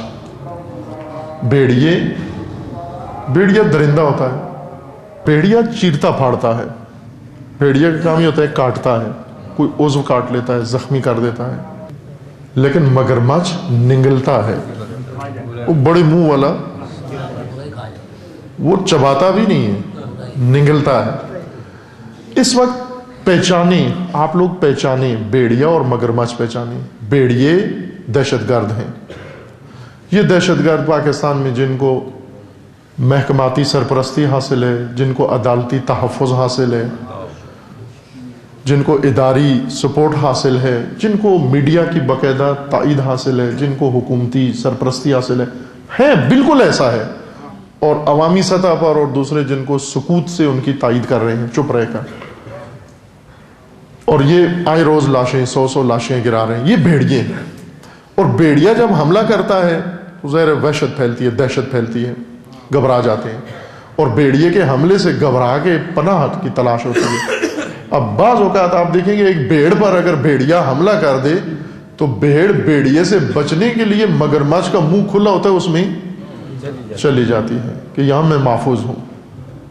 نہ، اگر بھیڑیا تمہیں کاٹے گا تو ٹانگ کاٹ لے گا، کان کاٹ لے گا، مگرمچھ تو تمہیں پورا ہی نگل جائے گا۔ بھیڑیے اس وقت ہمارے ہی عزیزوں کو، ہمارے بھائیوں کو قتل کر رہے ہیں، کوئٹہ میں، کراچی میں، پارا چنار میں، ڈیرہ اسماعیل خان میں، جہاں جہاں بھی ملتا ہے کوئی بے گناہ اس کو قتل کر رہے ہیں۔ یہ بھیڑیے ہیں، ہمارے آزاد چھین رہے ہیں ہمارے سے، لیکن ان سے بچنے کے لیے، دہشت گردوں سے بچنے کے، چونکہ ایک دلیل یہی دی جاتی ہے، دہشت گردوں سے بچنے کے لیے کیا کریں ہم؟ سیاسی جماعتوں کے پناہ لیں ہم۔ یہ سیاسی جماعتیں مگرمچھ ہیں، یہ تو پوری قوم کو نگل جائیں گے، ہاضم کر دیں گے، چبائیں گے بھی نہیں۔ تو یہ عقل مندی نہیں ہے کہ بھیڑیے سے بھاگ کر مگرمچھ کے منہ میں پناہ لی جائے جا کر۔ عقل مندی کیا ہے؟ عقل مندی یہ نہیں ہے، اور نہ نجات اس میں ہے۔ نجات یہ کہ اگر یہ جنگل ہے اور اس میں بھیڑیے اور مگرمچھ ہیں تو تم اس کے اندر شیر بن کے رہو، نہ بھیڑ بن کے رہو، شیر بن کے رہو، جاگ کے رہو، بصیرت کے ساتھ رہو۔ شیر کو لڑنے کی ضرورت نہیں ہے، شیر کا ہونا ہی کافی ہے، شیر کا وجود ہی کافی ہے، کوئی بھیڑیا اس کے نزدیک نہیں آتا۔ کس طرح بنو گے شیر؟ وحدت سے، اتحاد سے، اور اللہ کی رسی کو تھام کر۔ دو وحدتیں نہیں ہیں، ایک چھتریوں کے نیچے جمع ہونا اور دوسرا کرسیوں کے پائے پکڑنا، یہ دو وحدتیں نہیں ہیں۔ وحدت کیا ہے؟ اللہ کی رسی کو تھام لینا۔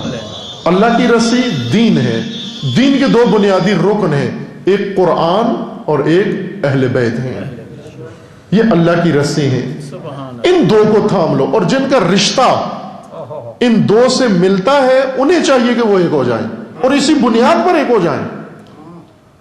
بھلے عزیز من، اگر کوئی ہاتھ کھولتا، توجہ کریں، میں اس دن بھی ایک مجلس میں کہا تھا، ایک ہاتھ کھولتا ہے، ایک ہاتھ بند کرتا ہے، ہاتھ کھولنے والا ہاتھ بند کرنے والے کے دشمن ہے، ہاتھ بند کرنے والا ہاتھ کھولنے والے کے دشمن ہے۔ خوب یہ بھی تو دیکھو آپ کہ یہ ہاتھ کھول کے سجدہ کس کو کر رہا ہے، یہ ہاتھ باندھ کے سجدہ کس کو کر رہا ہے؟ عزیز من، جب یہ خدا کو سجدہ کر رہا ہے بس تیرا بھائی ہے، یہ نہ دیکھ کہ کھولتا ہے یا بند کرتا ہے ہاتھ، جب یہ اللہ کو سجدہ کرتا ہے بس تیرا بھائی ہے، یہ تو گلے لگا سکتا ہے اس کو، تو اپنا بنا سکتا ہے اس کو، اور اس طرح یہ پاکستان قائم رہ سکتا ہے۔ یہ ذریعہ ہے، دمالوں سے قائم نہیں رہ سکتا۔ اس طرح سے حرمتیں محفوظ رہیں گی، اس طرح سے مقدسات محفوظ رہیں گے، اور اس طرح سے فریضے ادا ہوں گے، اور اس طرح سے ہم رسموں پر صرف اکتفا نہیں کریں گے، ہم فرائض کی ادائیگی کے لیے قیام کریں گے۔ اور ربیع الاول کا تقاضا، محرم و سفر کا بھی یہی تقاضا ہے، ربیع الاول کا بھی یہی تقاضا ہے۔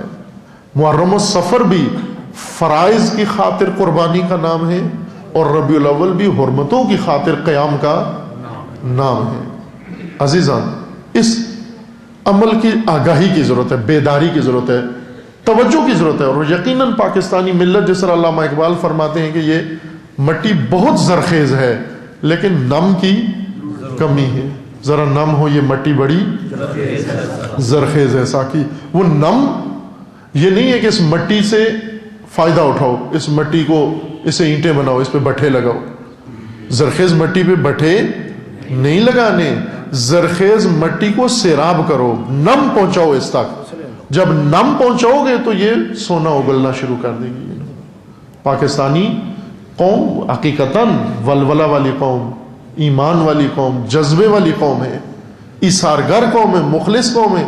آپ توجہ کریں، جتنے مصائب اس قوم پہ ٹوٹے ہیں، کوئی اور قوم ہوتی کب کا سب کچھ چھوڑ چھاڑ چکی ہوتی۔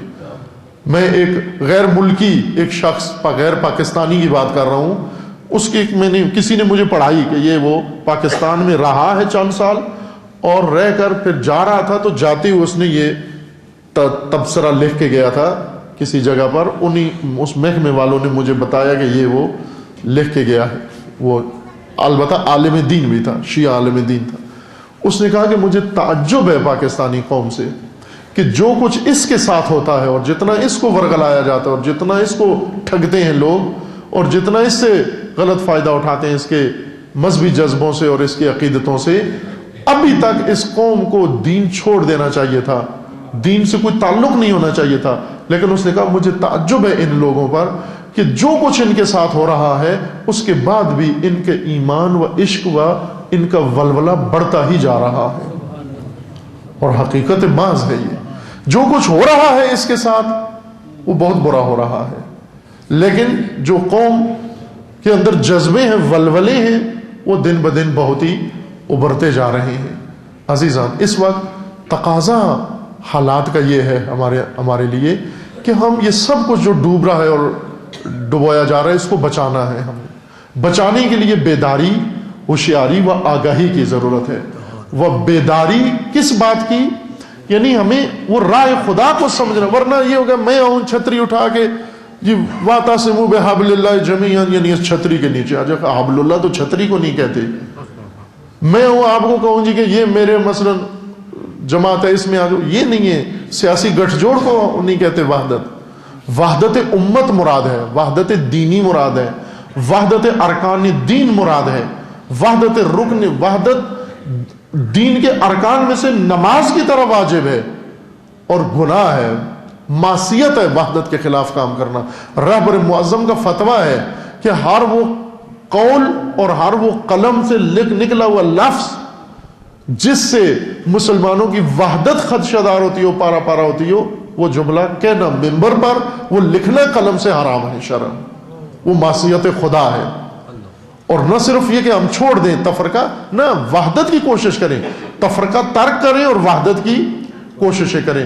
آپس میں مومنین دنیاوی و چھوٹے چھوٹے مسائل کو ترک کریں، شرح صدر پیدا کریں، ایک دوسرے کو گلے لگائیں، قریب ہوں، اور تمام مسلمین، شیعہ سنی و تمام مسلمان اس تفرقے کو چھوڑ کر اب ایک دوسرے کو گلے لگائیں، تاکہ اللہ کا وعدہ پاکستان میں سچا ہو۔ کون سا وعدہ؟ کہ ہم نے ارادہ کر لیا ہے کہ زمین کے مستضعفین و پسے ہوئے لوگوں کو زمین کا امام اور وارث زمین قرار دیں۔ انشاءاللہ خداوند تعالیٰ وہ دن لائے پاکستان میں کہ جب وحدت و اتحاد کے سائے میں اور قرآن و اطرت کے سائے میں انشاءاللہ پاکستان کی ملت ان تمام مصائب و مشکلات و تمام دردوں سے چھٹکارا حاصل کرے انشاءاللہ، اور یہ پاکستان امن کا گہوارہ بنے انشاءاللہ، اور نظام الہی کا سایہ انشاءاللہ اس ملک کے اوپر، اور پرچم نظام الہی اس ملک کے اوپر لہرائے انشاءاللہ۔ دعا کرتے ہیں بارگاہ خداوند تبارک و تعالیٰ میں، اللہم بحق اسمک العظیم الاعظم الاعز الاجل الاکرم، یا اللہ یا اللہ یا اللہ یا اللہ یا اللہ یا اللہ یا اللہ یا اللہ یا اللہ یا اللہ۔ خداوند بحق محمد و آل محمد امت مسلمہ کے اندر اتحاد و وحدت عطا فرما، بیداری و شعور عطا فرما، خداوند دشمنان دین کو نیست و نابود فرما، گستاخان حرمت رسول کو اس صفحہ ہستی سے نیست و نابود فرما، ان کے حامیوں کو، ان کے مہروں کو پروردگارہ تمام اسلامی دنیا سے و بالخصوص پاکستان سے نیست و نابود فرما، پاکستان کے اندر پروردگارہ امن و امان قائم فرما، ملت پاکستان کے اندر اتحاد و وحدت قائم فرما، خداوند بحق محمد و آل محمد حزب اللہ کو کامیابی عطا فرما، سید مقاومت سید حسن نصر اللہ کی حفاظت فرما، راہبر معظم انقلاب اسلامی کا سایہ دراز فرما، انقلاب اسلامی کو دشمنوں کے شر سے محفوظ فرما، انقلاب اسلامی کو انقلاب امام زمان سے متصل فرما، عزاداران سید الشہداء پیروان امیر المومنین جہاں کے ہی بھی ہیں، بالخصوص پاکستان میں، کراچی میں، کوئٹہ میں، دیگر مقامات پر ان کے عزت و مال و جان و ناموس کی حفاظت فرما، اپنے ولی حق ولی اللہ العظم اجل اللہ تعالی فرج و شریف کا جلد از جلد ظہور فرما، ہمیں حضرت کے اعوان و انصار میں سے ہونے کی توفیق عطا فرما۔ آپ اپنی سلامتی کے لیے، مومنین کے حفظ و امان کے لیے، پاکستان کے اندر امن و امان کے لیے، ملت اسلامیہ کے اندر وحدت و اتحاد کے لیے، و امت رسول اللہ کی بیداری کے لیے، و گستاخان رسول و دشمنان دین کی نابودی کے لیے 3 دفعہ بلند آواز سے محمدی صلوات پڑھیں۔